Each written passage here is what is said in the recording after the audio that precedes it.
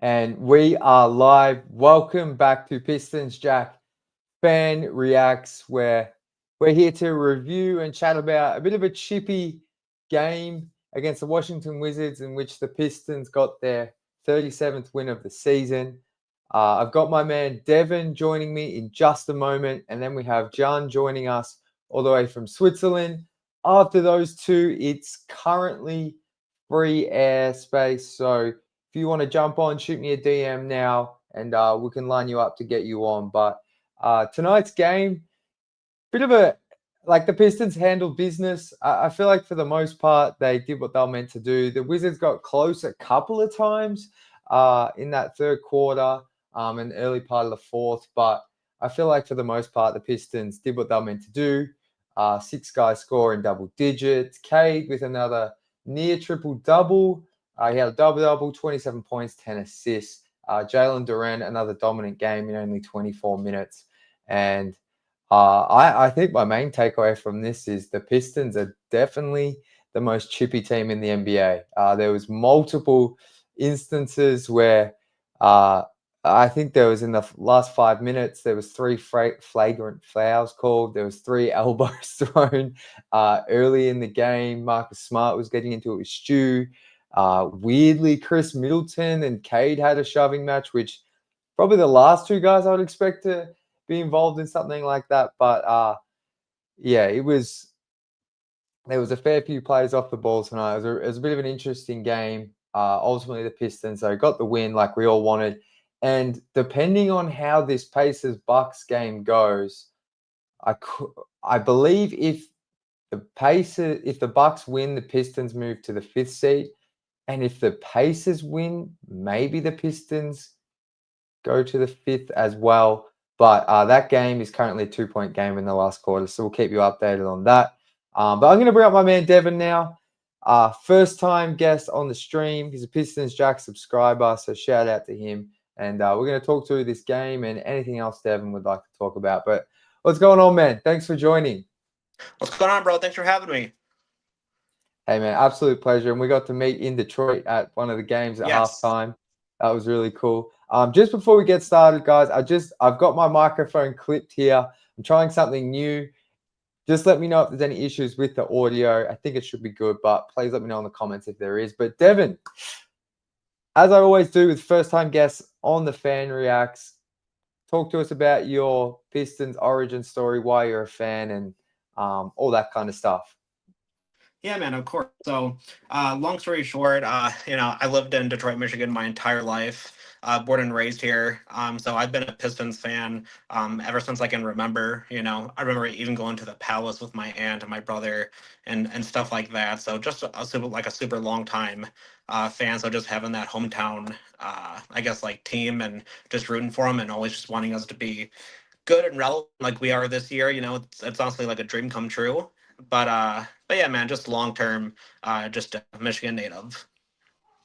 I love it, man. It really is a dream come true, man. I'm not sure how old Yeah. you are, but I get the sense maybe it's been it just has been a long time since we've had a team with this kind of potential and Oh, a team that's just outright this good. Like currently they're 7 or 8 games above 500.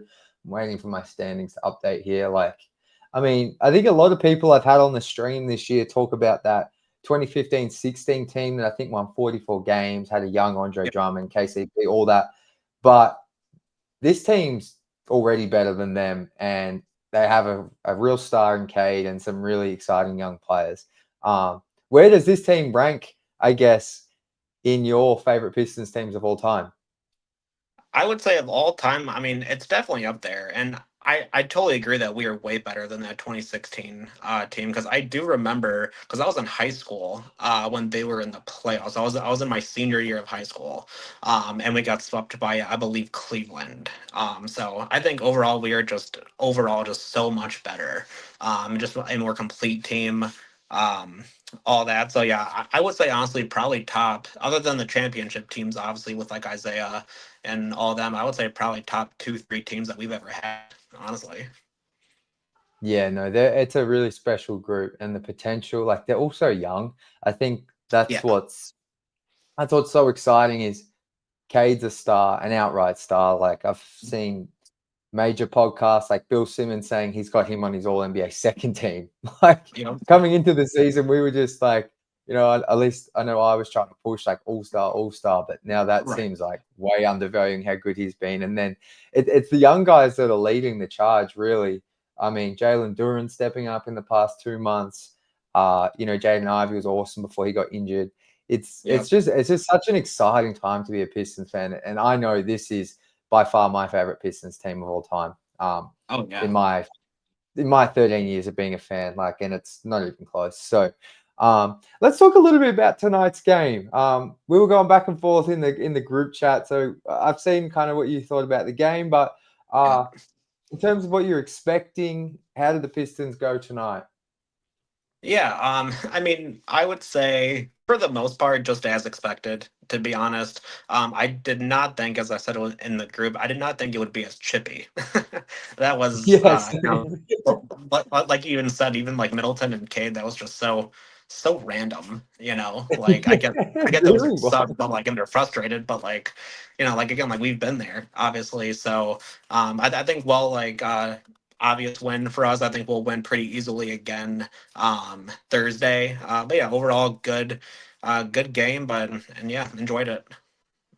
Yeah, the chippiness, like, I mean, you're probably listening as I just did a little intro here. Like, that Yep. was the thing that stood out to me the most in just how Yeah. much the Pistons get inside teams' heads. Like, you would think, for me at least, like the Wizards, like, wouldn't expect tonight's game to be chippy, mainly just No. because they've been so bad. Like, I Right. just didn't expect this game to be chippy, but feels like honestly, Stu or Ron, at least once a game, they're starting Yeah. Oh something, they're yeah. involved in some way.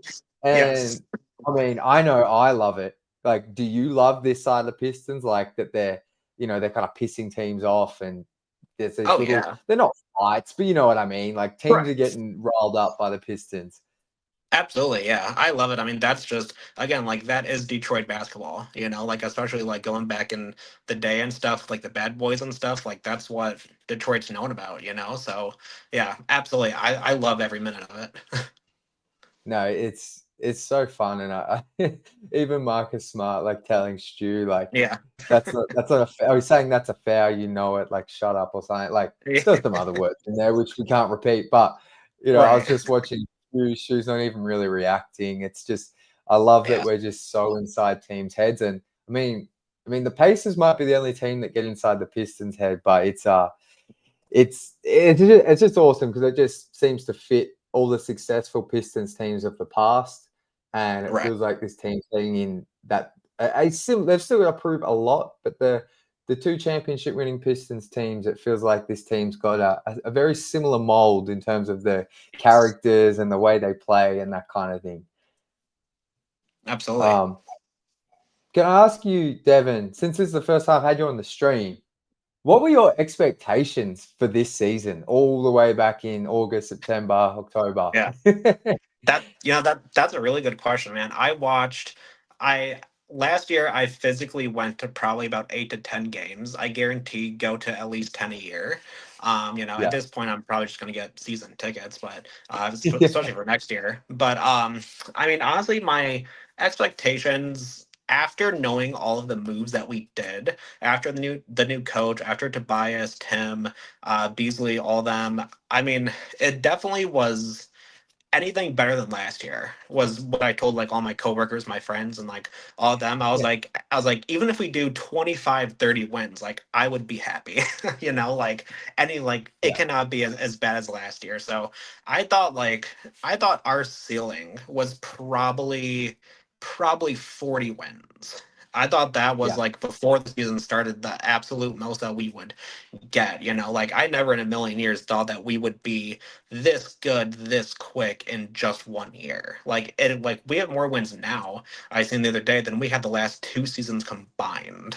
I mean, that's It's just crazy. absolutely crazy to me. So they have by far exceeded my expectations, and I think we're definitely going to win some playoff games this year. Oh man, we're definitely primed to win bare minimum at least one. Oh yeah. Yeah. But yeah, like I mean, that's going to be crazy in itself. But No. I'm with you. Like I was anywhere between, I mean, 25 was a little bit low for me, but like you said, Yeah. between 25 and 30 was like what I wanted. And honestly, aside from that many wins, I just wanted Cade to be in the All-Star conversation. So Yeah. clearly both our expectations have been completely blown out of the water. Like Yes. pretty much anyone who had any predictions on this team. But yeah, it's still crazy to me. Like I'm just currently looking at the standings and I keep refreshing them as we're talking, but they're going to be 37 and 29, 8 games above 500. Yeah. Like that's crazy. I've never seen them this far above 500. Oh no. Like Me either. the only time I can think is close is I feel like a couple of seasons there they started like 4-0 with Blake and maybe Yeah. like 4-1. But like that's when Yeah. like we're talking that's like October, November stuff. Like this is just it's crazy. It's been such a fun journey. I got asked this earlier today by a Pistons fan. I thought it was really interesting. Which Piston has exceeded your expectations the most before this season? I'll just give you my answer quickly, just to help you. Mine was Cade, very closely followed by Malik Beasley in terms of Yeah. it's not because I didn't think Cade would be good. I just think like the fact he's in all NBA conversations is and what he's done has been exceptional. But which player has like exceeded your expectations the most? I think I think for sure Beasley. I think I knew because even like knowing how well he was in Milwaukee last year, I knew that he would be good. Like with us, I didn't think he'd be bad by any means. But I mean, I assumed Cade would be an All Star this year. I assumed that Cade would eventually take that other leap. You know, again, I didn't think he'd be this good, obviously, but I think for sure Beasley's the biggest surprise for me. I would say Yeah, no, I think I probably should have had Beasley one. I think Cade for it's me, it wasn't close, that I ever doubted him, right? but I just have been so pleasantly surprised. Like the Cade we're seeing this year is like I thought like honestly like year 7 or 8 Cade, if you know what I Oh mean. yeah, Like yeah, prime Cade, like he's in MVP conversation. So I think that's the only reason I had him number one. Like Beasley's definitely the choice. I think most people would yes. agree with you. He's crazy. Even tonight, what did he finish with? He had at least 4 or 5 threes. Um, Yeah, just all timely threes as well. Like yeah. it doesn't matter. Even if it's in the second quarter, it feels like his threes are just daggers. Like if the other team's Oh on yeah, a 7-0 run, like you can just count on Bees to hit a three to steady it or to put it back up by double digits. He's just been incredible. Absolutely yeah, incredible. Um, absolutely. Is there any other player you'd like to talk about? Like I know if on my list I had the third player I had on my player who's exceeded expectations was Jalen Duren. I'm not sure Yep. where you were with him back in October, November when I'll put my hand up. I was pretty critical of him. Mhm. Just maybe your thoughts on his season so far. I think actually, yeah. So he's who my second player would be. I think kind of like you said, first half of the season. I mean, not that he was terrible by any means, but I think just not as I think efficient and as good as we were hoping. But then ever since the second half, really the last probably I would say the last what probably 15 20 games. I mean, he's been just spectacular. I think just well deserving of obviously like the starting lineup. I think definitely overall good defender. He can his and Cade him and Cade's connection has been a lot better this year. I feel. I mean, their pick and roll, their lob. I mean, it's like Lob City 2.0 from what I It's see. ridiculous. Yeah, like absolutely. So I would say yeah, for sure. Darren is probably my second player that I'm most happy and excited to see. Yeah, and I love how you brought up him and Kate's connection because I don't think I mentioned that. And like I feel like it's just getting better and better each game. Like there was that no look Yeah, lob to Durant who totally. dunked on. I think it Yeah, was Chris Middleton. Like just yeah, it's crazy the connection they have. Like Cade would just like throw these like one-handed scoop passes up yeah. in the air, and JD just flies Mhm. in and just grabs it and dunks on people. I Yeah. love it. And He like just knows I think where he's going to be. literally, and Yeah. I think those two have like obviously their chemistry on court's awesome, but I think those two off the court are extremely close as well. For Yeah. whatever Like, that's worth, they just have those two. like their chemistry is crazy. Like, and like you said, we've seen the chemistry before, like last season, but it just feels like this season, it's like, wow. And I even think like early in the season, my man Cody, who might join us, he sort of brought up how JD wasn't even really. This is like October, November, like he wasn't even really rolling to the rim and converting those lobs. But I mean, the Right. last 2.5 months, it's picked up, and it's. I mean, am I crazy to say like they're the best pick and roll duo in the league? Like literally, you I think said it, Lob City. yeah, yeah, absolutely. I mean, again, like their connection has gotten a lot better, a lot quicker than expected. Because it's not like they've played with each other for 10 years or anything. Like they're Yeah, acting like they've been on the same team for like the last 10, 12 years. it's crazy. Um, no, I mean, and JD as well. Like he, I have always had faith in Jaden Ivey. Yeah. Oh, sorry, I just turned this off. My bad. I've always had faith in Jaden Ivey, and then even Asar, like I've always had faith in him figuring it out. Yep. But JD was the one who was concerning me, and just to see how big of an impact when he's locked in and playing well and engaged at both ends, how much that can impact this team. Oh yeah. It's incredible. Like I'm trying to think what their record is in 2025. I think it might be now like 23-10, and that's when he's been playing his best basketball. Right. And it's like I think he's a big part of that. Like the whole team's been good, but I think he's a huge part of that. And him, Asar, also. Like, did you ever have concerns about those two starting together?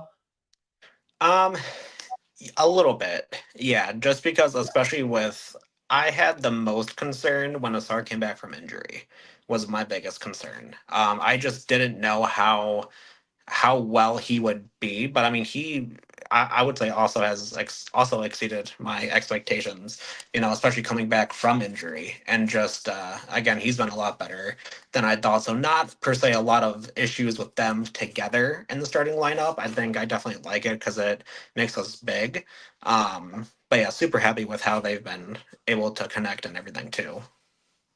Yeah, no, I couldn't agree more. And it's just, yeah, seeing Asar, like he kind of struggled tonight in the first half. I think someone said in the You know, group chat, they were like, but maybe was it you? Or maybe someone else, I don't know. They were like, Greg called out Asar. He didn't call him out. He just said Asar's having a bad yeah. game. And then Asar Oh yeah. proceeded to Yeah. have like 2 minutes where he had the Yep. one-handed pass to THJ. He had a block on Sar, a crazy Yep. Euro fish. Like, and it's just like, this guy's ridiculous. Like, He just, really um, is.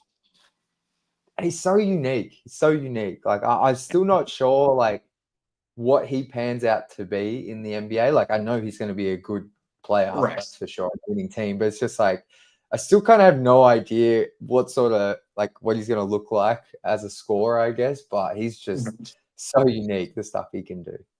Yeah, totally agree. Him and his brother are both, I mean, just phenomenal. I mean, then again, like the praise that they're getting from NBA media is great too. Just because again, like we're actually relevant and good this year for once. So I think just like the praise that they're both getting is great.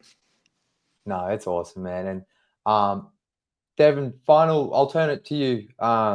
Anything else you want to talk about? The team overall, the season overall, anything from this game? I'll let you choose the final topic. Absolutely, man. Yeah, nothing too crazy. I think honestly, what I've been thinking about, honestly, because it's so close to the playoffs, I think honestly, if we play, I was talking to my coworker the other day. I think if in the playoffs, if we play New York, if I were New York, I would be scared, to be honest. Like I would not go into this if I were New York thinking like, oh, like, like we'll probably lose like one game, if that. I think like we honestly have a big chance to make it at least to the second round. Like don't think we're going to win any championships or anything anytime soon. But honestly, like I would not be completely surprised if we beat New York in the first round. I think Milwaukee and the Pacers might be a little bit tougher, but I like our matchup against New York a lot more. No, I'm with you. I want the Knicks. I Yeah. think it'll be an extremely tough series, but I think they can. I think the best outcome comes against the Knicks. If that's Yes. a series win, that's incredible. I think they could push the Knicks to 7, I and that would be amazing in itself.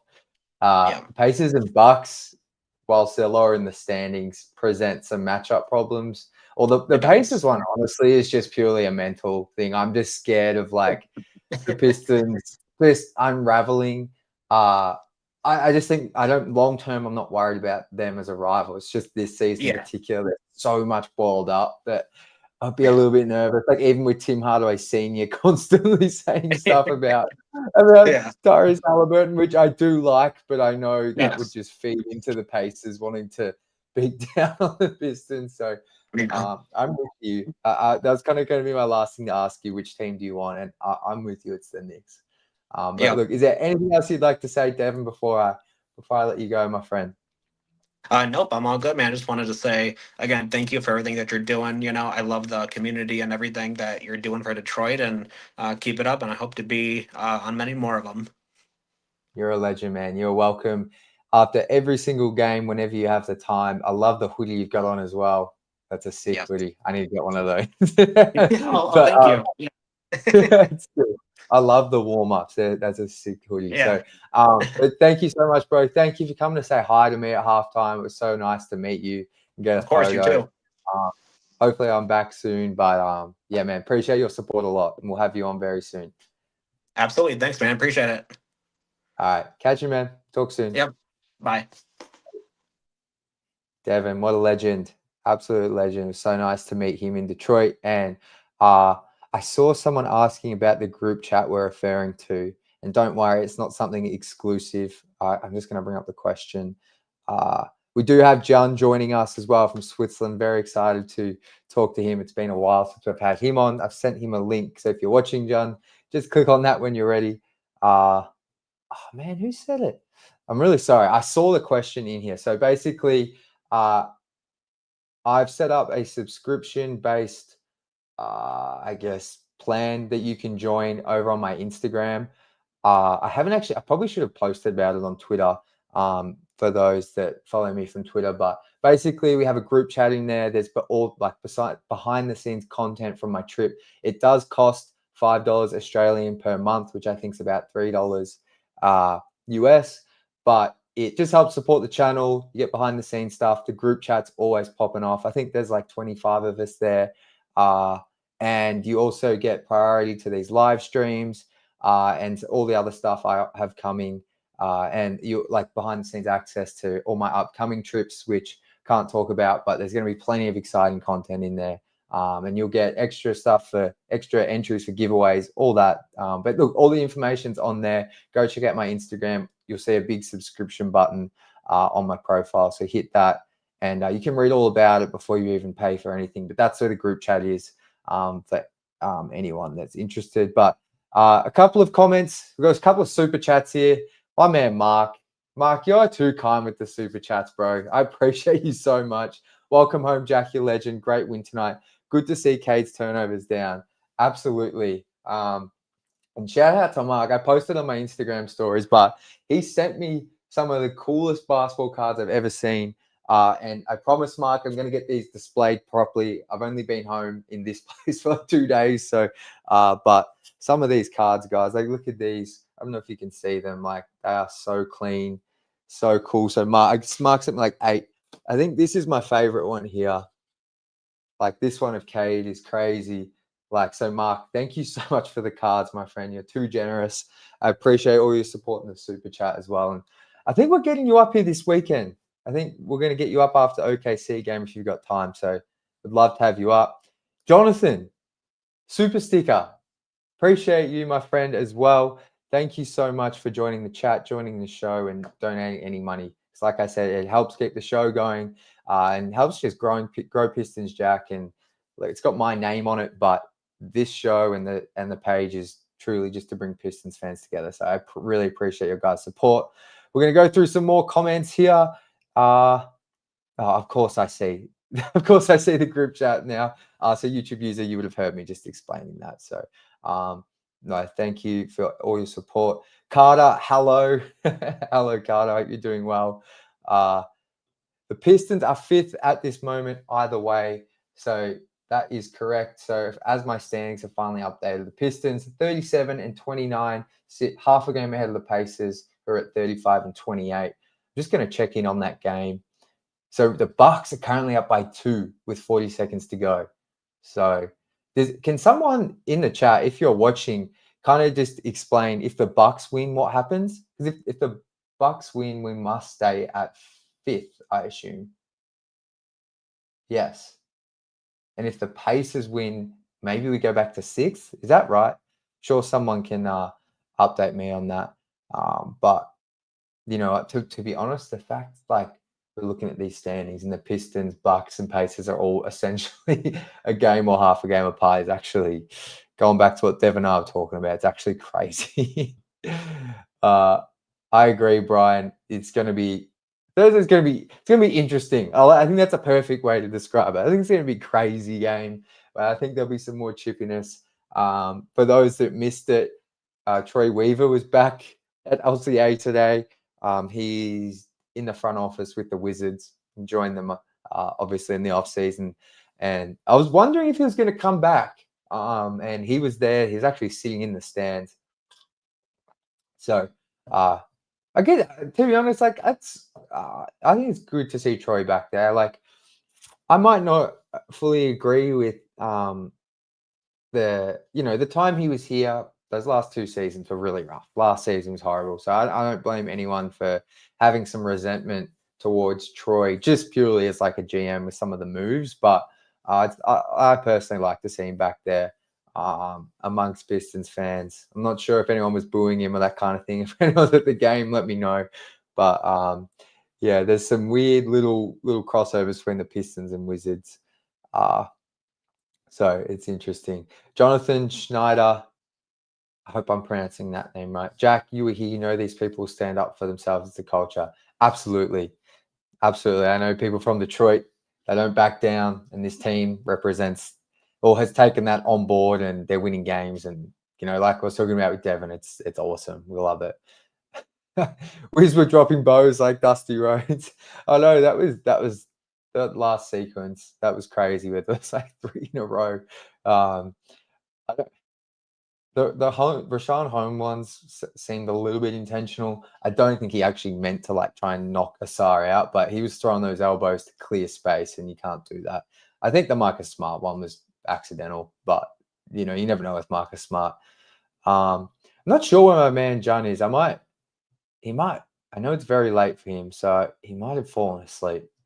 I think for him right now it would be like 1 a.m. in the morning. So I know he does go to school still as well. So I'm going to send a link to my man Cody, who said he was keen to join.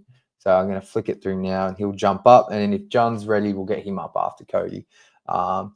Here's Johnny, 37th W. Crazy, man. Crazy. I think the first thing I'm going to ask Cody is how many games does he think this team's winning? I think I was talking about it earlier in the week with someone. I think the Pistons get to 46 and 36. I think that's where they can go. Maybe you think a couple of games more, a couple of games less. Would love to know other people's predictions. Oh, the Pacers won. Damn it. So hang on, let's see if someone explained this to me. I'm so bad with this stuff. Oh, Jonathan, you're too nice, man. I really appreciate it. I do love coffees. How'd you put that OBJ there? That's cool. But thank you so much, man. I really appreciate that. Thank you. Thank you so much. You have a good night as well. But wait, are you talking about De'Aaron Fox, like what he did with Ivy on a 4-point play? That's the first thing that comes to my mind. Sorry guys, bit all over the place, but I'm trying to figure out what happens now. Let me see if there's live NBA standings, because I want to see where we're sitting. Oh wow, someone's just confirming. Fouled up 3 on the line. Oh my god. That is hilarious. That is hilarious. I don't know what is wrong with my computer here. Sorry, guys. We're going to get to the bottom of this because I want to know where our Pistons are sitting. So,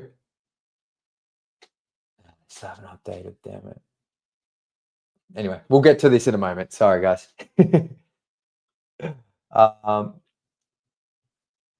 Daryl, hey Jack, so glad you enjoyed the D. I'll be there next week. Wish I was there when you visited. I liked all of your Detroit footage. Thank you so much, man. I had the best week of my life there, honestly.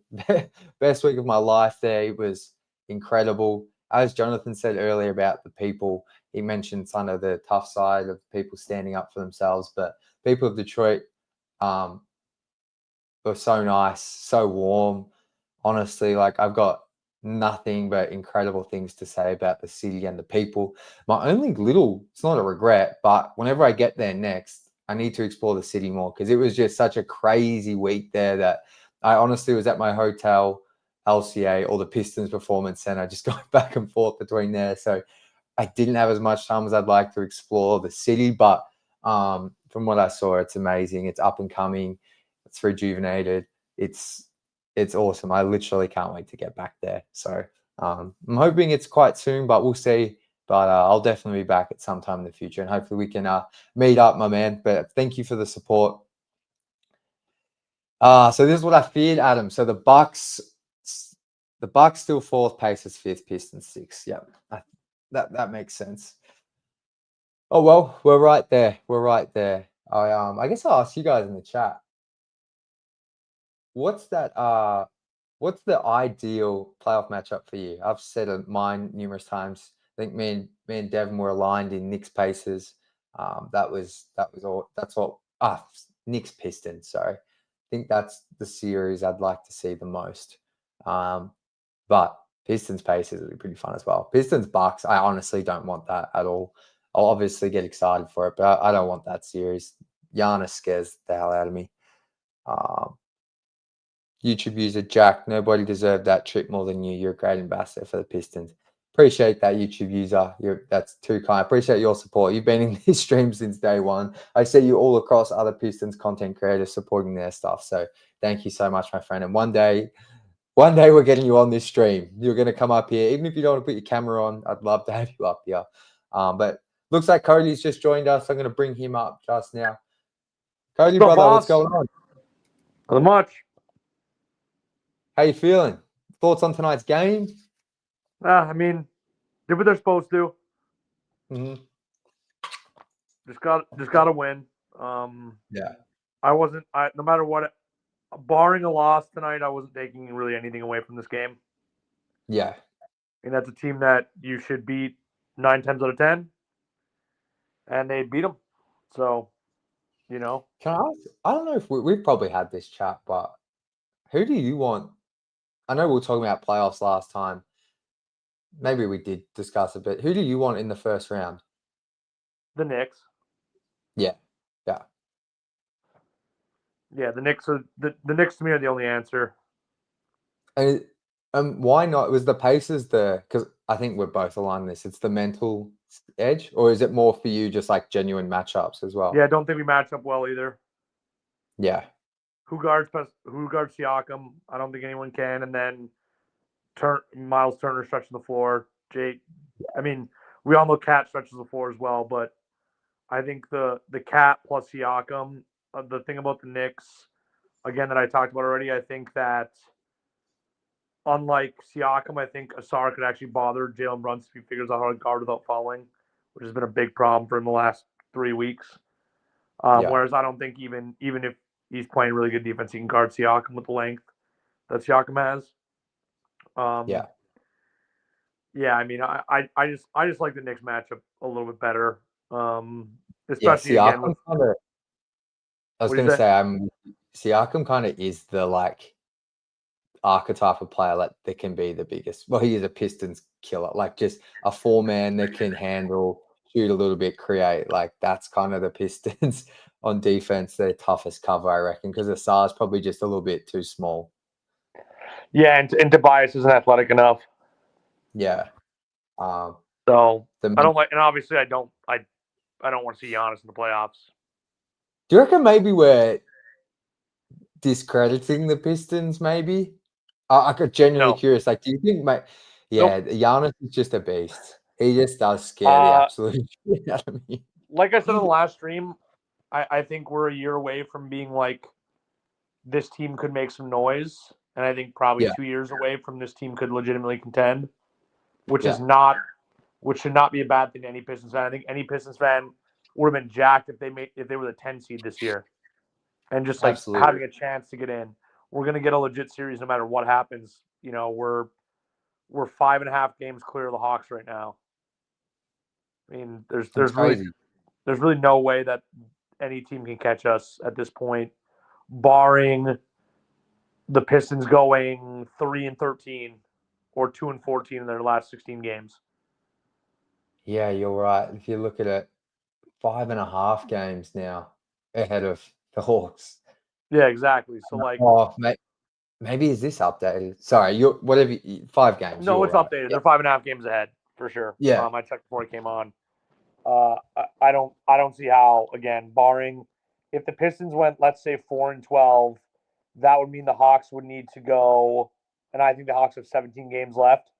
That would mean the Hawks would need to go 12-5, and that's like the worst possible case scenario for the Pistons. And the Hawks have played under 500 ball the entire season. So are they just going to rattle off 12-5 in their last 17? I don't think so. Yeah. No, the 6 seed's pretty much locked. It's just a matter of where do we go from here, up or down, or I mean up or neutral. Just changing gears a little bit, because I'm with you. Like, I don't have a whole heap of takeaways from this game. I love the chippiness. I love that the Pistons have kind of established themselves as that team, or one of the top 2 teams in the league that just seem to piss off opponents. I love it. I want to ask you about like Jalen Duren, like, and maybe just some extension stuff with him, like from not so much of the value of his extension, but if you were Trajan with what you've seen now because I think it's been since the turn of the new year for him where he's really turned it around. What are you doing? Because I feel like we're aligned in like just letting him go to restricted free agency after year 4, but I don't know, he's been pretty good. He's been pretty good. Makes me real nervous. What, that like they're going to back up that the truck? He could potentially get $30 million off a 3-month stretch, and then you giving a 21-year-old, $120 million who's shown motor problems in the past. Yeah. It worries me because it screams DeAndre Ayton a little bit. Like, oh yeah, I have that in the back. I have that in the back of my head. Like, DeAndre Ayton had a great stretch with Phoenix when they were on the rise. He got the bag. His play went downhill. They had to trade him for peanuts. What? Well, actually, yeah, they had to trade him for peanuts after they signed him in restricted free agency. Like, there's just obviously that potential that you give Jalen Duren that bag. He's now generationally wealthy. Yeah. Does he pack it in a little bit again? It's a fair question. Yeah, the thing with Ayton, correct me if I'm wrong. Obviously, there was always the motor things, but I feel like he once they got CP, he changed and he became a really solid player. And then he fell out with Monty, and I feel like that was the season he signed the extension, maybe that off-season prior before being traded. So I only say that to be like hope, like my hope with JD is like because of those motor issues that hopefully with Cade and a coach like JB that seems to really believe in him, unlike probably what Monty was with Ayton. We saw Monty with Ivy. That would be my hope. But I think YouTube user here probably has a similar answer. Like I still let Duren go to restricted free agency and run the risk, gets a huge contract. I'd like to know where JD's head is at. Like if they presented him like 4 for, I'm bad with this stuff, but say they presented him like 4 for 80 or 4 for 90. Turn down instantly. Turn it down. Yeah, I mean Claxton got 4 for 100. So okay, let's say 4 for 100 then. I mean it's possible, but I think Koo did a segment on his Locked On Pistons in the mailbag. He's like, if I'm JD's agent, I'm walking in the Pistons office and I'm saying I want four with an AAV of $30 million a year. Yeah. and the Pistons' That's job is so to counteroffer. But that's the thing. It's like you're essentially paying a guy off of 3 months. Now, what I will say is I'm glad we're going to make the playoffs because the playoffs are going to show a lot of his value or his major deficiencies, because in the playoffs, teams I think will attack him quite often on switches. Like they'll try to get switches on him and they'll attack him a lot. So it was interesting. So it's funny you bring that up because I was looking at some JD stuff today, and like since 2025, like he's got the second highest net rating on the team or in the starters. Like his numbers are great, efficiency's great, blocks are up. The rim protection numbers are still like quite similar. Like he's still like, if you look at defensive rim, I'm not going to bore everyone with this, but basically he's still not like in the upper echelon or even close in terms of just actually night in, night out protecting the basket. His shot blocking's gotten a lot better, but just as like someone who protects the paint and the rim, I think a lot of the improvement has come with Asar being out there to help, limit how much he's having to defend on a nightly basis. I think the eye test tells you that that's true too. I don't think he's gotten much better from a technique perspective on defense. I still think that basically, and JB's right for doing this. They play him in drop pretty much all the time. Because he's not like Stu where he can actually get up and switch on a guard and hold his own. And he still doesn't move that well around the rim. Like there were a couple times where I was like, where Jordan Poole put up some BS layups off the glass tonight, and maybe it's because the Wizards or whatever, but I've seen it in other games, and he was just late to the closeout. And Jordan Poole got it up over him. That stuff's not going to fly in the playoffs. I don't know. Overall, it just really, really it worries me. It worries me a lot if they go down the $30 million path with him. Would you? I know this is kind of a bit of a pointless question, but say he had put together what we've seen in the last 2 months, he'd done that essentially the whole season. How would I'd that feel make more you feel? comfortable for sure. Yeah. I'd feel a little bit more comfortable for sure because especially if he'd been playing like this when Asar wasn't out there. Yeah. Because if he was playing this level of defense without Asar, I would say okay, his defense is improving, but I think Asar masks a lot of his issues. So like a lot of that stuff gets hidden, and he can focus on being a rim runner and a dunker and all of that stuff. If he's done this since October, I think you're much more likely to say, hey, why, I'm comfortable with for me, I think what I'd be most comfortable with is like a Claxton or Kuzma type deal where it's de-escalating. Yeah. So he gets 30, 27.5, 25, 22.5. Yeah. And I don't know what that is off the top of my head, maybe 110. It's 110, I think. Yeah. So it nets out to be 27.5, but it's de-escalating throughout the length of his contract. That would be something I'd be more comfortable with. But yeah, it just scares me. You give a guy that young the bag, and it's not. I don't think he's the same level of committed to the game like Cade is. You feel very comfortable giving Cade that bag, especially knowing that you could get off Cade whenever you wanted. Like if everything went down the drain, and you decided you needed to do a rebuild, Cade's contract doesn't matter. He's gonna have extreme trade value, and you can move it. I think Duren's would be harder because we've talked about it a million times. Center's the least valuable position in the NBA. Yeah. So I kind of like what Brandon says here, because this is where I was going to go, because I'm with you, but Brandon says, I don't think it's saying it's just Asar is fair. Just not having terrible perimeter defenders who let guys run right by them helps a ton. Doesn't just need to be Asar. I think if I'm understanding this correct, Brandon's kind of saying it's a little bit unfair just to say it's all Asar. But because this is where I kind of struggle. Because like when you watch it, there are moments like, oh, has he improved much technically? Or for me, I just feel like his motor's way up, and the addition of Asar is helping. But you look at the Pistons, and I think they're like the number 3 ranked defense since January 1st, which is like now Number like one. 33. They're number one now. They're number.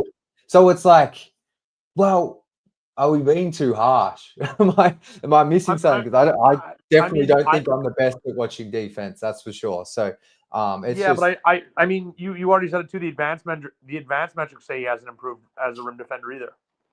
yeah, but his overall defensive rating with it's like, how much do you value them as a unit with him versus him just purely individually, and what he brings on the offensive side? Do you know what I mean there? Like, I value Asar way more than anyone else. yeah. Asar makes everybody's job way, way, way, way, way easier. So then it's like, Because go back to the beginning of the season. They had a 122 defensive rating when Ivy was starting.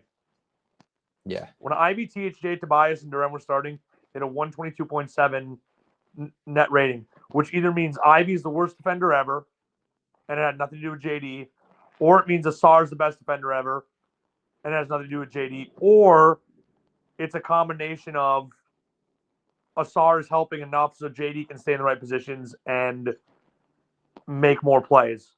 The eye test tells me the impact's coming from Asar, and it is cascading down to Durant a little bit, but I still think the majority of the credit should go to Asar from the defensive end. yeah, I think that's fair. You don't magically just get 14 points better when you have the same four other guys.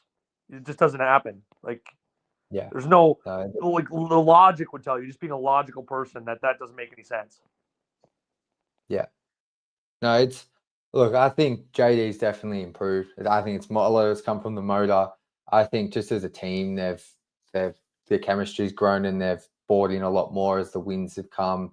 But yeah, Asar is definitely the key ingredient there for the success. Yeah, exactly. And I think it's I guess what I'm trying to say is like, is it Asar's exceptional, but it's like at the same time, JD last season and to start this season, the perimeter defense was a bit of a mess without Asar. So it's like, if you just bring in normal level of like perimeter defense, that's going to help JD as well. But you have to keep in mind, Stu's had good defensive numbers while being on those really bad Pistons teams, because he's a different level of defender than Jay. And you see it when Stu's out there, you see the gap.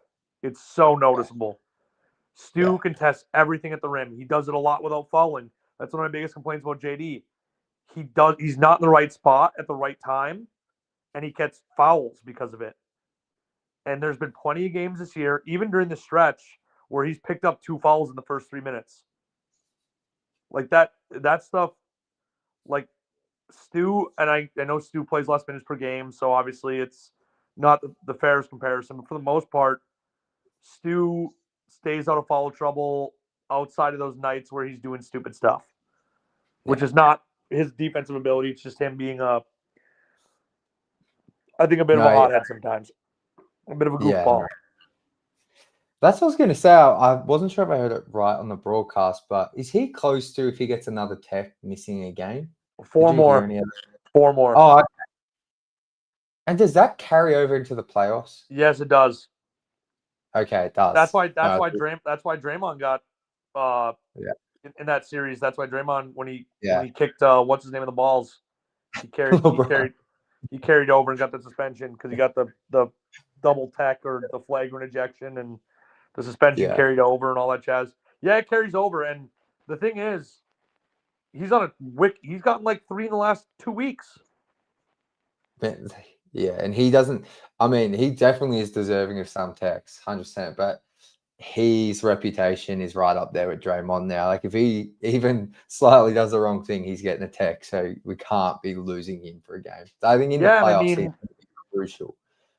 That's his own fault, to be completely honest. Totally. Totally. Absolutely. His reputation definitely precedes him, and it's the same with Draymond. But like, at the same time, I don't think if you ask Warriors fans about 2013 through 2018 Draymond, they even gave it gave two Yeah, SHITSs. We'll keep it clean, but they don't care. They didn't care because he was the heartbeat of the team. I think Stu's a lot of that for the Pistons. Like, obviously we're not in a 2016 Warriors position where we can afford to lose him for a game against anyone. Like, obviously it hurt them because it was the Cavs with LeBron, but we can't afford to lose Stu for a game against any of these teams we'll play in the playoffs. He's too valuable defensively. yeah, and like especially if like JD's in foul trouble, JD's struggling. Like I just Because then know there's gonna be then you're talking Paul Reed minutes in the playoffs. You don't want that.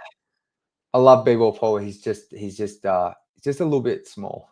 Like he's just a bit undersized. He's a But little bit small, and B-ball Paul would be a mess half court. Teams would go at him so early and often because he's a bit of a hacker himself. He loves to hack. Like, that no, would not work. I think Stu's like you probably agree with this. Like Stu's, and I've honestly always thought this. Like his value goes higher in the playoffs. I think like he's the sort of guy that I just know he's going to have moments. I'm not saying he's going to win the Pistons a playoff game, but just he's going to have moments that lift his team. And just what you were saying, like what he brings as a shot blocker, and then being able to switch. I feel like we haven't seen a whole heap of Stu switching this season. They haven't done that a whole heap, but come playoff time, I just think it's going to be his value is going to go to another level. Yeah, there's a reason why you've heard contending teams at every deadline when the Pistons were in the eternal suck. Yeah. Oh, the Celtics are interested in Stu. The Nuggets are interested in Stu. Like, this team's interested in Stu because they know that a team that doesn't need the scoring pop knows that they can plug and play him for 15 to 20 minutes a night, and he's gonna manufacture stops all the time. Like, yeah, Stu is one of probably he might be one of only a few on the Pistons who I think values goes up in the playoffs. I think a lot of these other guys' values go down. You watch a lot more NBA basketball than me on a night-to-night basis. I've been saying Stu all defense. I'm just like pushing that. Who is going to be the all defense? Maybe 4-5s. I'm guessing Jaren Jackson Jr., Evan Mobley. Who else? Oh, well, Wemby's not going to have the games played anymore. Yeah. And then, I mean, you always got to think Rudy's going to be on there. Yeah, true. He's still a really good defender, really good. So you think Rudy's going to be on there, obviously. Yeah. I do think Stu has a place though, for sure. This year. Do you think you actually think? Because like I said, I don't watch other games. I just push it because I think he's been exceptional. But I mean, if you look at his rim protection grades, like advanced rim protection grades, he's top like 4 or 5 in the NBA. Yeah. And then you combine it with the blocks. Like, and then you like, if you look at it from like okay, these guys play a lot more minutes per game to what he plays per game. And I know per 36 numbers are flawed and stuff like that, but it paints him in a pretty good light. I mean, Alex Caruso made an all defensive team playing 23 minutes a game. True, because that was gonna be my next question. So there you go. It's possible. It's possible for sure, but you need to have a special season. You need to be having a special season. Now the only thing I worry about is his reputation. Yeah. Well, as in because the media is voting. Yeah. I could see the media being like, I just don't like that guy. Yeah, he's. Yeah, I know what you mean by that. Because like Draymond made a bunch of all defensive teams, but he was way more visible. Pistons aren't on national television. No, exactly. Most of what people know about Isaiah Stewart is that he causes fights and he's dirty. No. That's all, because that's all you see on Twitter. It's annoying, but it's the reality. You're right. That's what it annoys me. But I mean, when the Pistons just haven't been relevant, it's kind of the only time. Prior to this season, Stu was often a reason for the Pistons getting a mention nationally. Yeah, I mean, I saw a massive NBA account. I can't remember which one. Like tweet like like when what's his name, Common or whatever, Camman or whatever from the Blazers yammed on him, and they were like, good. I'm glad that dirty scumbag got dunked on. Like, and it's a massive account.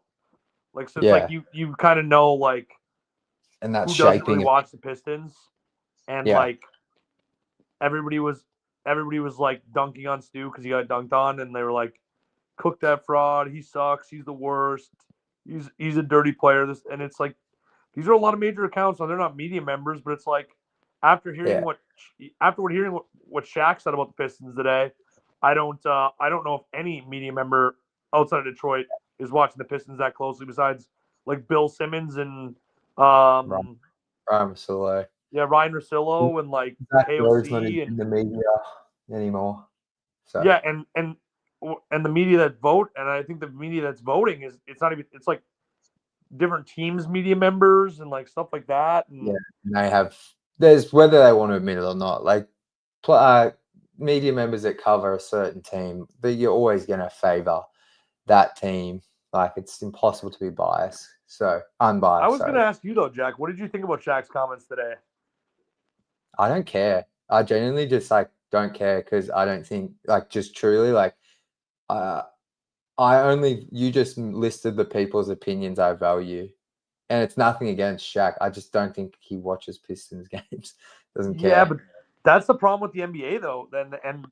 Because those guys like, they are the media. They are, and like, I've seen Charles say a bunch of ridiculous stuff. Like, I truly don't think they watch any teams outside of like 6.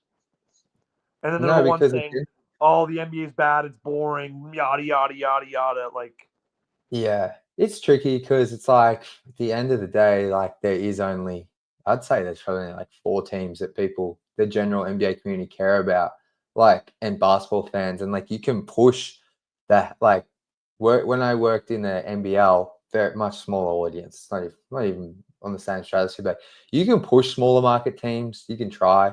No one cares. It's really hard. They have to do something so special for the general audience of that league to care. Like, that's why I've actually been surprised how much the NBA are pushing Cade. And I'm not sure if he's having an exceptional season, but I'm not sure if that's because he's a US-based player. And obviously there's that conversation around US stars. Like, there's some of them, but the MVPs consistently seem to be international players. So it's just, I agree with you. It's not good. Like, having someone like Shaq say that, but it's also tricky because, like, Shaq saying that on, like, is that his podcast? So it's like, it's just, that's his show. I don't think I've seen him say that on TNT. It's a tricky thing though, because I see why. I don't watch First Take. I don't like those shows, just because I feel like they don't. It's just not the style of content I like consuming, but a lot of people do, and like, they're just not going to talk about teams that people don't care about. So, you know what I mean? And I get that. It's just a shame for like the NBA, because like, I know you don't watch the NFL, but the NFL is covered so much differently than the NBA. Yeah, see, I don't understand that, but I've definitely heard lots of people saying that. Like when unexpected teams are having are on the rise, it doesn't matter the market. Yeah, like the market size doesn't matter. They get pushed. Like they get pushed, and they get talked about regularly on all that sort of programming. Whereas the NBA, it's like, oh, the Celtics, the Lakers, the Nuggets, the Thunder. There's more good teams in the NBA than just those 4 teams. And I will be honest though, man. I only listen to a couple of national pods. It's pretty much just Bill Simmons and Ryan Russillo now. And that's because I just like the way they talk about the game. It's not too in-depth, that they know their stuff. Like, I obviously love when they talk about the Pistons, but I'll be straight up, man. Like, Bill opened his latest podcast with Ryan talking about OKC 20 minutes, and I was bored. Like, I don't know if I'm a bad basketball fan. I just don't care about Thunder. I don't find them interesting. That's crazy. I love. Do you ever get a chance to watch them? I'm just admitting it. Like, I just don't watch them enough. Watch them? No, I don't watch them enough. And if I saw them, I just wouldn't turn it on. It's not taking shots at Thunder.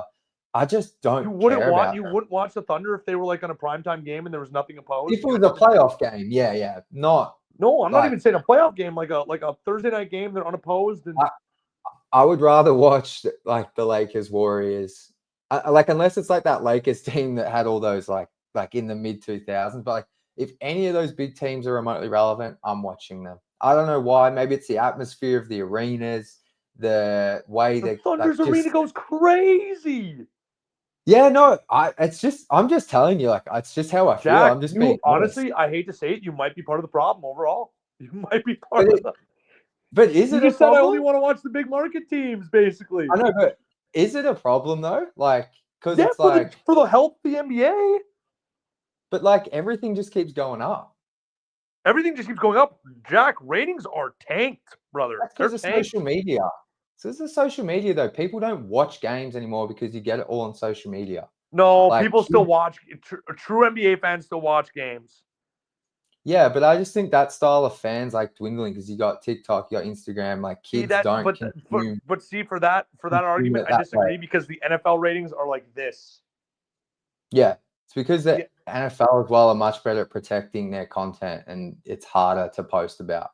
I think I could be totally wrong. I think NFL is just more of a in the US, like it's like the AFL here for us. The way people support teams there's just a much stronger relationship with the actual team, whereas NBA is more like player driven.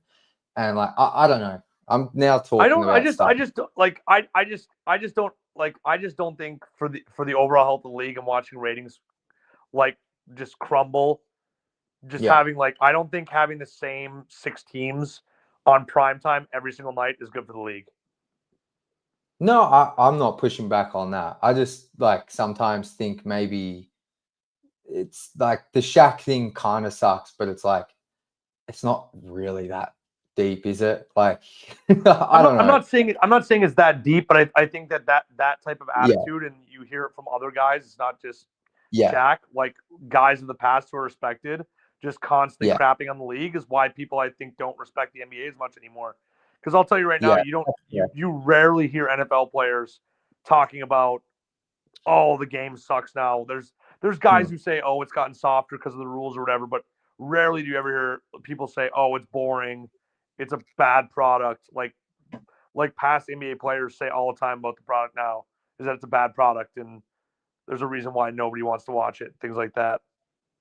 Yeah, no, I agree. And I like what YouTube user here. Sam and Bryce from Game Theory, also awesome. I do listen Good to them. content for sure. I love Game Sam Theory. Massini, and obviously special place in my heart for Motor City Hoops.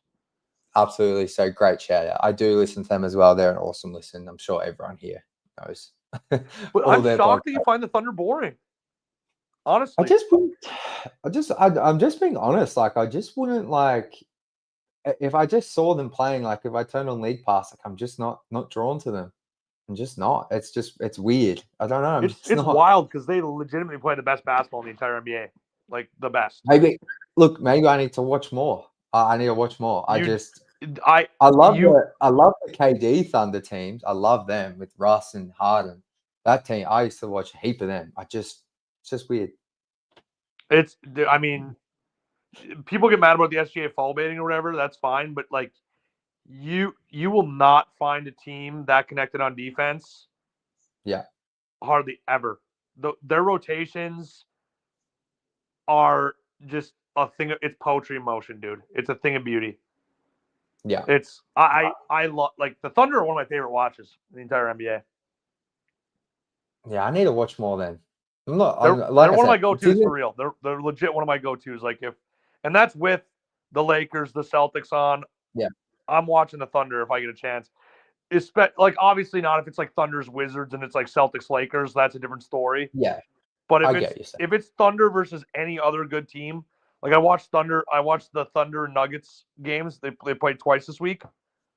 Man, that's good basketball. That's good hoops. I'd love for the Pistons to get to that level of basketball in the next 5 years.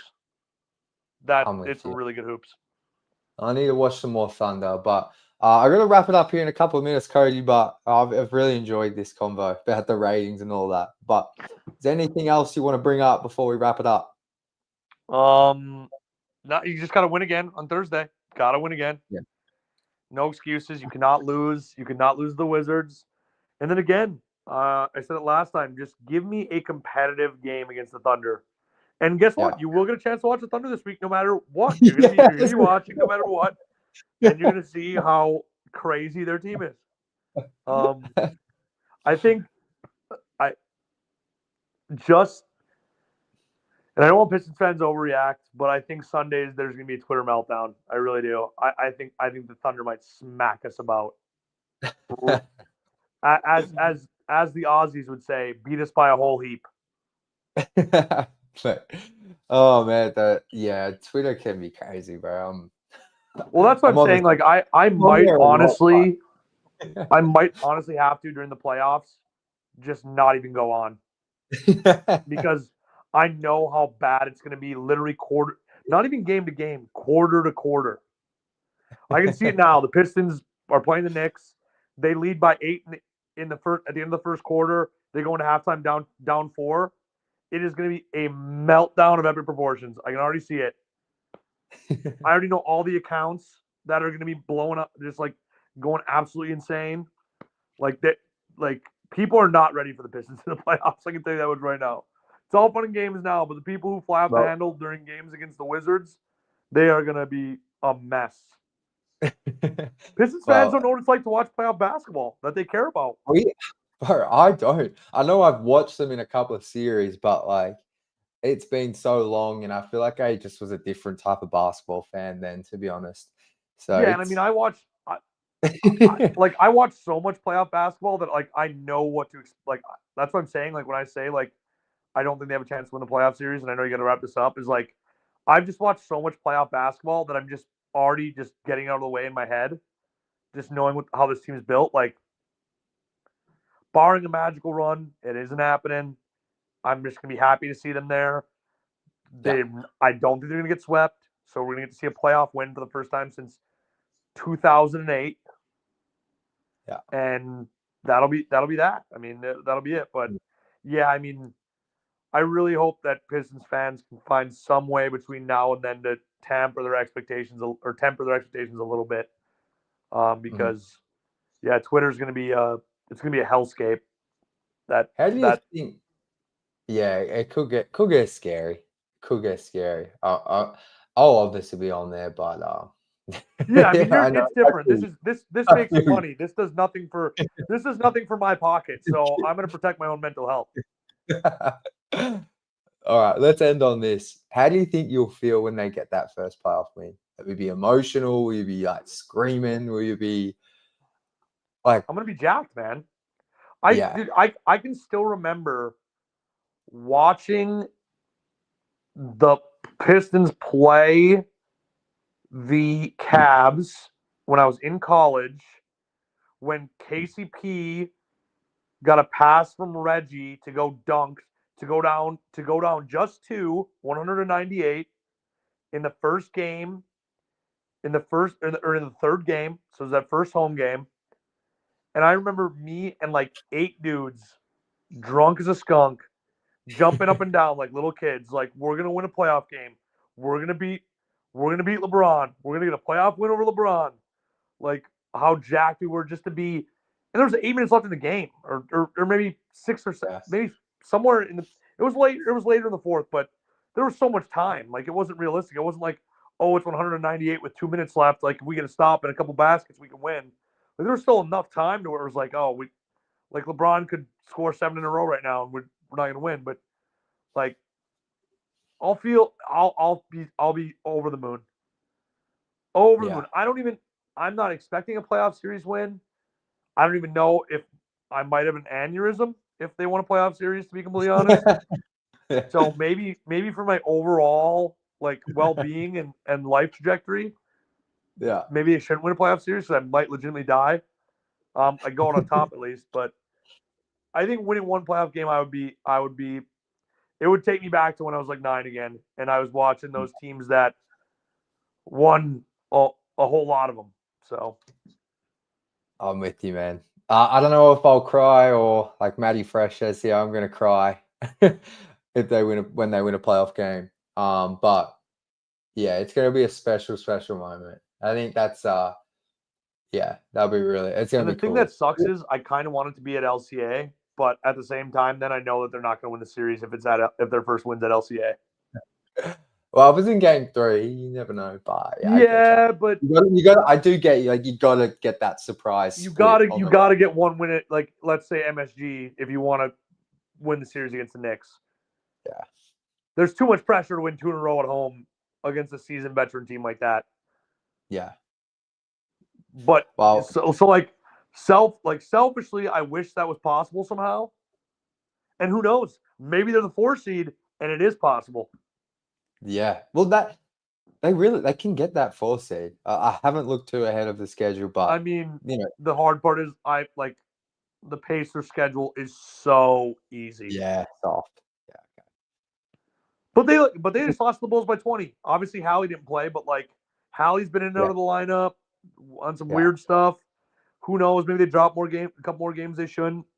But we do still have some challenging games left. We've got the Thunder twice, we got the Bucks twice, we got the Knicks, we have the Cavs, we the have Timberwolves again. We haven't played them on the road. I know we have that. the Timberwolves on the road. There's still I counted the other day. I was like, there's 8 or 9 toss-up games left in the schedule. Yeah. So it's like, I kind of like it though. Like, as in, I know not for getting the 4 seed, but I kind of like they got some tough games left because I think they're continuously getting better, even though they do have those weaknesses. Like we spoke about half-court offense last time. They still have their moments. It's perimeter defense, issues there. So, it's gonna be interesting. Like the Cavs, really keen to see them match up against them. That'll be at home. OKC. I'll get to watch them, but I'm really just excited. I'm like you. I'm not expecting a win against OKC, but I'm just excited to see how they match being up. in the fourth against OKC, and I'm if they go into the fourth quarter down by less than 10, where it's they could conceivably still come back and win, that's a win. Because I honestly, in my heart of hearts and in my brain, watching as much Thunder as I have this year, that game is ripe for a blowout, dude. That game screams the Pistons can't score and the Thunder are just bombing threes. And SGA is making every shot he takes. Well, I will say this. Asar guarded SGA really well last year. Very well. Yeah. One of the best in the league. Yes. But we've only got one Asar. So Asar's so frustrated lately, though. The foul trouble. We'll see that. It's going to be a good test. But I'm going to wrap it up here, Cody. I'm going to go through some comments, but I'll let you go, my man. Thank you for jumping on. No problem, man. Always here. Appreciate you, bro. And I'm sure we'll have you back up the next couple of games. Maybe we can talk about the Thunder together. Yeah, we probably should. I'll come and ask you, be like, hey, you think you should watch more Thunder? Yeah. I love it. All right, brother. We'll chat soon. Thanks for jumping on. Catch you later, man. Catch you, man. Cody, absolute legend, coming into some people think Cody's negative. I don't think he's negative at all. I think he's just a realist. He watches a lot of hoops, watches way more than me. So always good to have his perspective on. But I'm going to get through some comments here, guys. Matty Fresh, you legend. Shout out to Pistons, Jack. Love the community you're building. Hey, man, I really appreciate you, bro. Yeah, like I've said, the donations help the channel grow, help me keep doing this and growing this community to get more Pistons fans in here. So they can get up, have their voice heard, talk about their favorite team. So thank you so much, my man. Really appreciate you. I love the community we've got here. It's awesome. It's awesome. I love chatting to all of you. Meeting you guys. I'm sure I've met a fair few of you who've been in the chat here. Meeting all you guys at the games was seriously crazy. Seriously crazy. So nice to just say hi, shake your hand, give you a hug. It was so cool. So I love the community we got here. So thank you so much, Maddie. But I'm going to go through some more comments here. Some funny ones in here. YouTube user, we'll start here with some JD stuff. So the Pistons should not go 1 cent over 20 million if they sign him this last season. I still wouldn't do that, honestly. And YouTube user follows up with, I'm a big JD supporter.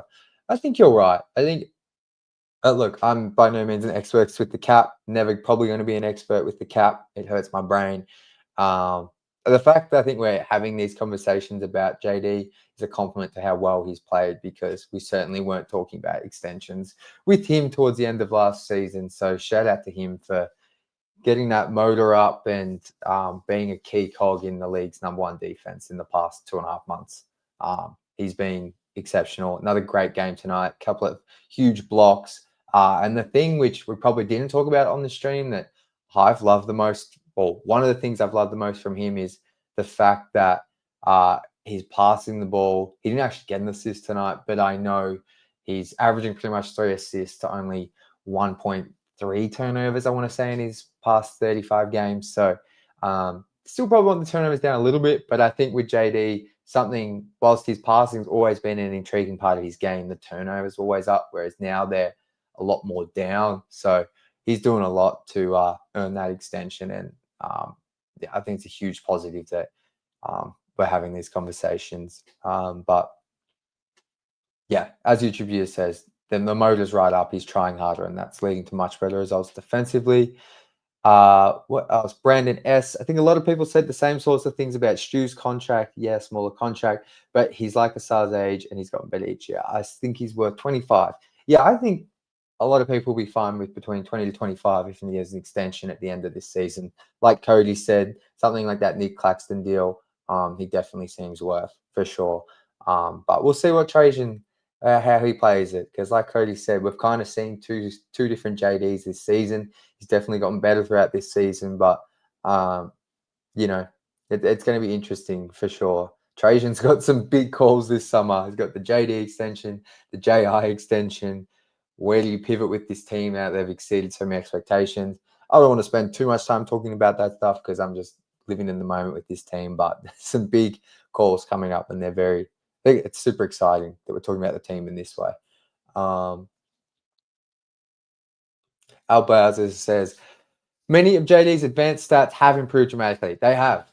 They really have. I only brought up the rim protection one on NBA.com just because I was expecting it to be, I guess, a lot better than what it was. So, but the team's performing well with him on the court. His block numbers are up. So I didn't bring that up to be negative about him. It was more just I was a bit surprised it wasn't better than it was. But like you said, all the other advanced stats are up. So he's been a massive key to this team's success in the past 2.5 months. What else do we have here? YouTube user, I bet Stu's tech gets rescinded. Interesting. I will be honest, I kind of missed that. I know he was on the bench when it happened, but like we were talking about, it's unfortunate. It's just kind of where his reputation's at in the league. So hopefully it gets rescinded. I do not want him missing any games because of techs. I hope that, I'm sure they're making him very aware of the fact that we cannot keep getting techs because we cannot, like Stu, we cannot lose him, especially in the playoffs. That will be a nightmare. So hopefully that one gets rescinded, and hopefully he can stay below that line of 16 for a season. YouTube user, SJ is special, brother. I know he's special. I wasn't trying to hate on the Thunder. They're probably the best team in the NBA. I need to watch them more probably, and I'm just not super intrigued to turn them on. I also don't really watch as much NBA basketball as I used to. Before I was doing this, I'd just have NBA on the background, but life's changed a little bit, and I just don't have as much time to watch them. So if I do watch other NBA games, I'm just drawn to teams like the Lakers and the Warriors. So as Cody said, maybe I'm part of the problem, but that's just how I like watching my basketball. So Bow Ball says, Inside the NBA had a big segment on us and the Eastern Conference race. I assume was that tonight potentially. I might have to go watch that. But yeah, the Shaq thing didn't bother me too much. He said that on his podcast. I agree that it is part of the problem, but I don't know. Is it? I guess I just don't buy into the fact overall that some media talking about the NBA in a bad way is that big of a deal. I know the NBA probably wouldn't be happy about it, but I just think it's an easy thing to get on socials and talk about. And I understand people's viewpoints, but I just really don't care. that much about it. I understand people's perspective though. What else do we have here? YouTube user, I'm ready for Pistons playoff basketball, but I've watched 3 championships. Well, YouTube user, you're very lucky. You're very lucky, but you're like the rest of us. We've all been starving for a decent team in the past 15 years since 2008, or probably more so 2007, 2006. So it's gonna be crazy. A few more comments here to close us out. Carlos says, "How you feel about the calls in today's game? I was there today. Rest didn't really bother me too much today. That tech on Stu was weird, but I don't know. They got the flagrants right, I thought, and you know, it didn't blow me away too much. Free throws, it was probably a low free throw shooting game for both teams, but yeah, it didn't bother me too much. Maybe it's a bit different at the game tonight, but I didn't notice it too much. Devin, Pistons in 6, baby. That mate, if they get the Knicks, that's it happening for sure, for sure. Absolutely, Matty. Love meeting you, my man. Can't wait. I can't wait to get back. Can't wait to get back. Hoping sooner rather than later. We'll see what happens, but definitely going to be back in the future for sure. Man, I had such a good time at the show. I feel like I probably haven't got to talk about it enough. Maybe I need to make a video by itself. Just talking about my time in Detroit now that I'm back home completely in my normal setup. But I can't speak highly enough of Detroit. And one of my favorite things was just so many people were like me, thank you for like coming to Detroit and promoting, like not promoting it, but just being so happy to be here. Like it was, yeah, I love the city so much and just excited to come back multiple times just to explore it even more because I was staying right near LCA. I was about a 5-minute drive away. So I was pretty much in downtown. I think I stayed in Corktown, is where I was, but it was very close to downtown. So just excited to come back and explore Detroit even more. Devin, definitely get Beef Stew back. Best defender in the league. I agree. He's right up there, right up there. Great defense has been crazy this season. Like he's always been a good to great defender, but he's gone to another level this year. Truly has. Couldn't agree more, Devin. Austin, my man, missed the live tonight. Just hopping in here late to say good dub tonight. Oh, oh, I'm assuming you say I'm calling that end the season with 46 wins. I'm the exact same, Austin. 46 wins, brother. I'm with you right there. YouTube user Corktown is definitely downtown. Yeah, felt like I was right there. But that's gonna do it, guys. Great stream tonight.